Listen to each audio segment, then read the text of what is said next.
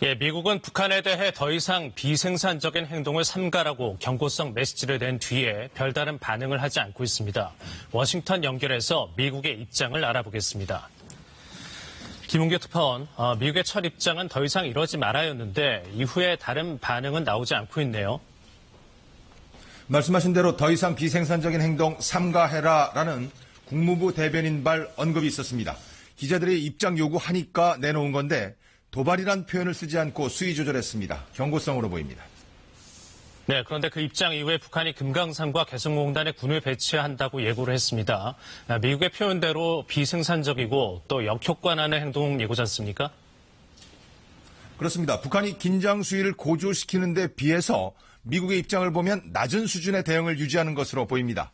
의외다쉽게 약속이라도 한 듯이 트럼프 행정부의 외교안보 수뇌부는 북한 관련 언급을 하지 않고 있습니다.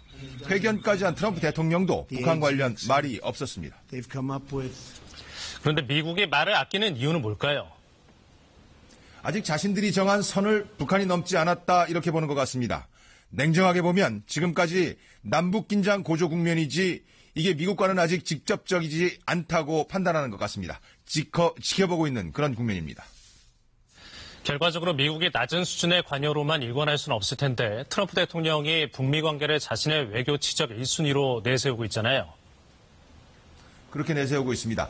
워싱턴 포스트는 북한의 긴장 고조 행위를 트럼프 대통령의 실속 없는 외교 결과라고 비판했습니다. 북한의 긴장 고조 행위가 트럼프 행정부에 달갑지 않습니다. 그런데 그렇다고 딱히 어떤 입장을 내고 조치를 취하기에는 지금 트럼프 행정부가 맞닥뜨린 국내 정치 현안이 복잡하고 유리하지 않은 것 투성입니다. 오늘 백악관은 대변인 브리핑을 예고했습니다. 어떤 언급이 나올지 관심입니다. 워싱턴에서 전해드렸습니다.